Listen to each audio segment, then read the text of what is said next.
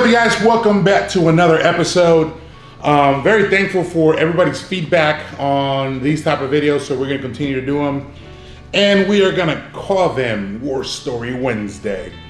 It was a great turnout. I appreciate everybody, so let's just jump right into it. This story literally got brought up like a couple days ago when I was at the gym. A friend of mine was telling me about an incident that happened, and then that kind of sparked this memory. And then I was like, holy crap, and I remembered, I was like, this is going to make a great episode. So back in the day, when I was in Iraq, no shit, there I was. When we were in Iraq, and we've been there about six months, roughly 6 months, maybe 5. And we had just done a 12-hour mission. I mean, it was all night. We were searching for a HVT. I had a high-value target who was in our vicinity, who was supplying IED materials, who was giving money to people and was paying people to plant IEDs. And so we caught wind of this and ended up being bad intel. That was in the house.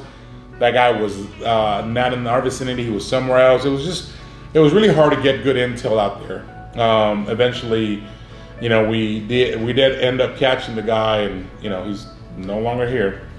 But we get done with our 12-hour mission, right? And at that point, it's like 9 or 10 in the morning, man, and we're just kind of rolling back to our fob to get some chow, to go to sleep, get a few hours of rest, and then continue missions and do what we do.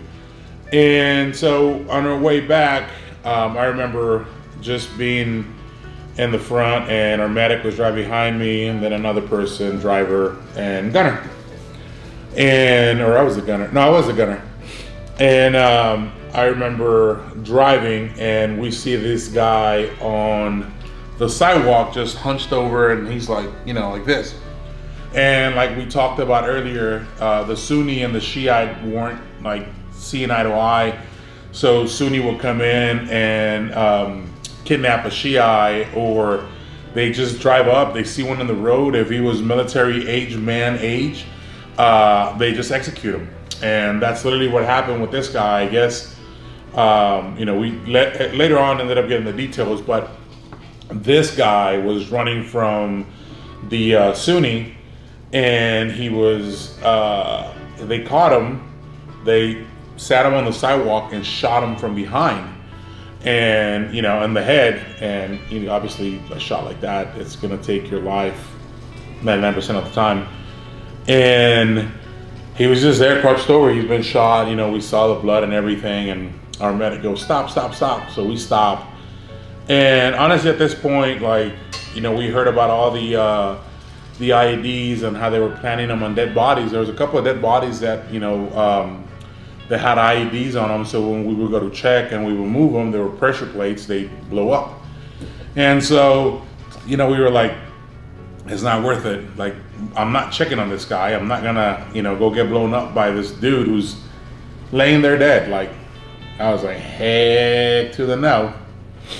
And, we're all telling Doc, like, hey, he's gone, Doc. Like, this dude's no longer alive. But like, he's not even breathing, right? And Doc goes, I think you guys are right, but let's just wait a little bit. Let's see.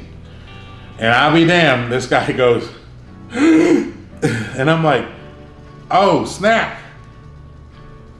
I think he's alive. And so we're all kind of waiting, and we're like, I don't know. And Doc goes, all right, if he breathes one more time, then we'll treat him. And we're like, oh man, come on, Doc. Like, we're trying to get back. We're hungry. People are over the radio asking what's going on. We're trying to fill him in, and everybody's like, dude, just keep going. Let's roll. Let's go back. And out of nowhere, the dude takes another breath, and you just see him go, and he was kind of like this, and like slunched over like this. And then you just see him go, and then we're like, oh, snap. The dude is alive. And so our medic jumps out. It was Doc Hewitt. Doc jumps out. What's up, Keshiwood? Doc jumps out and starts treating the guy, and he's like, dude, we can save this guy. Let's get him back to the fob. He starts patching him up, cleans him up. We get him in the vehicle. We head back. The dude ends up spending about a week with us in our cop, and dude makes it, like survives. And it was because of our medic and everybody there, and you know, kept treating him, kept him alive. And he was fully like consciously aware of everything. Like he was like nothing happened. He just had a really gnarly scar from back here to like right here, and was missing a couple of teeth. Like it was a miracle that this dude was alive. I don't know if it was the weapon, it might have been the ammunition. Like I don't know. Like I honestly don't know why this guy was alive, but he was. And so we're like, oh man, hold on guys. Gosh, leave it. Okay. And then you know, he made it. And then he goes on his merry way, and before he goes, he asks for a point of contact. So we gave him a cell phone number that we had in case, you know, he saw something or needed something. Kind of those, you know, one of those deals where like you just kind of like, hey man, keep in contact, let's see what happens, you know.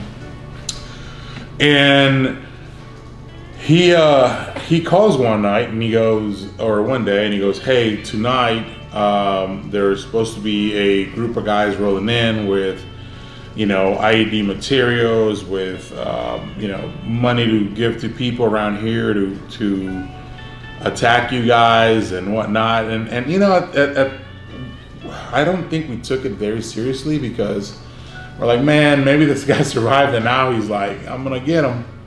Because you just never know down there, guys. You can't trust anybody. I mean, we literally saved that dude's life, and I did not trust him because it's just the way they are down there. And anyway, so he gives us that intel, and we're like, you know what? Let's do a raid around this. So we kept an eye on what he was saying, and everything he said ended up happening. You know, this vehicle shows up, they're unloading stuff. We're like, oh wow, he wasn't lying. So we end up raiding the place, and we found, I mean, it was a room full of freaking what are those things? I can't remember. I'm not remembering right now. But anyways, there were motors. There was every kind of material that you can think of to make IEDs. And we were like, oh crap! Like this guy came through, and then about I don't know, about 4 or 5 days later, he calls again. He goes, hey, they're planning an attack on you guys. This is where they're staying. These guys aren't from around here. People are kind of, you know, wondering what they're doing here. And sure enough, man, we roll in there. Dudes were all strapped to the T. They weren't even from Iraq. They were from like Syria. They were Syrian fighters. And we end up taking them out. And then we're like, holy crap. So we're like, all right, this dude's is giving us good intel. Long story short, this dude was so thankful of us saving his life. We later found out he had a wife and had just had a baby and had another one on the way. And he, you know, his whole life he was told that, you know, Americans are bad and that we don't care and that we don't have any compassion and that we really don't, you know, we're not like, he's pretty much said like we were robots, that we don't care about other people. We're just meant to fight and not care and not have feelings. And he's like, and that wasn't the case. He's like, you know, you guys kind of checked in on me every day, make sure I was okay. You fed me, you kept me alive. You kept my family informed of what was going on. And then you guys let me go, and you guys didn't expect anything from me. And that's why I'm doing these things. And I was like, oh wow, like that's pretty cool. He ended up becoming our best informant, y'all. Like our best informant, and we were very thankful. He eventually grabbed his family and decided to move out of there because it was no longer safe. It was getting pretty bad towards the end before I got injured. And he just picked up and said, hey guys, I appreciate everything. I hope I was able to help, and I'm picking up and I'm leaving. And that was it. He picked up and he moved on. And you know, after that, I don't know if we ever kept in touch with him or not. You know, after me getting blown up, I really didn't hear anything from him. But it was crazy, man. It was definitely one of those that it was meant to be, that we were supposed to be there and help him, and you know, he was going to help us, and he did. And it was super cool. Honestly, it was such a cool thing to be able to do that for somebody, and you know, him being super appreciative and understanding. And then by the end of that, he was I can honestly say he said, "I love Americans," and you hear that over there all the time, and people just say it to get money out of you, to get MREs or candies or whatever we were spreading and giving out. People are always like, "Oh, I love America," but you never truly believe it. Cash, sorry guys, Cash is over here being a menace, and you never really believe it, right? Because you know that there's a different motive behind that, right? Like they're not very believable. But that dude, I believed. And he said, "I love you guys, love Americans, thank you so much." And I was like, man, like, if we touched one dude, imagine we were able to touch everybody like that. Like this whole thing would be done. But it was a cool experience, and I'm glad my buddy and I were talking at the gym, and he mentioned something about something that had happened in his line of work, because he's a law enforcement guy down here, and he was telling me about a crazy story, and I just brought up that memory, and I was like, man, I got to share this with everybody because it's such a cool story of us making a little impact in the world with that guy. And yeah, so I don't know where he's at. I hope he's still alive. I hope he's thriving with his kids and his wife, and everything's good. Yeah, so that was a pretty neat thing. It was pretty cool. And yeah, so that was that story, y'all. That's War Story Wednesdays. But yeah, I hope you guys enjoyed that story. I got more coming. We're gonna be working on a lot more. We're actually getting geared up to do a lot of hunting videos here coming up, y'all. We got a dove hunt coming up. We got a duck hunt coming up. We got a pig hunt, deer hunt, and a couple other things in between. So I hope you guys are enjoying these videos. I truly, truly appreciate you all viewing them, watching them, liking them, subscribing, the whole nine, guys. Thank you so much. Do me a favor. Keep watching the videos. Keep dropping those likes. Keep dropping those comments. It makes a huge difference.